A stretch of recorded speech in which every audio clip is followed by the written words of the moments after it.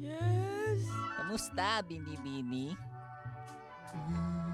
Magbebenta kami ng chocolate. Nandyan ba nanay mo? Ah!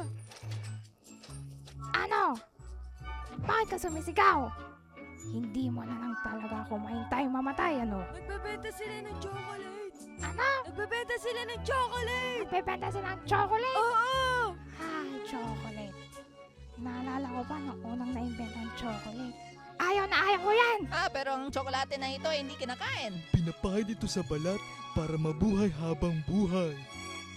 Wag! Wag! Mabuhay habang buhay ka mo. O sige, kuha ko isa.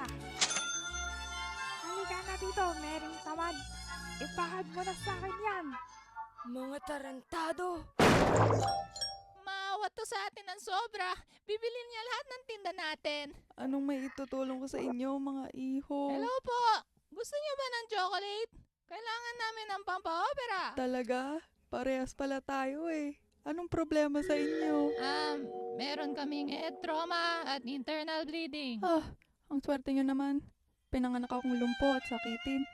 Kada umaga, nababali ang binti ko. At sa hapon, ang mga kamay ko naman.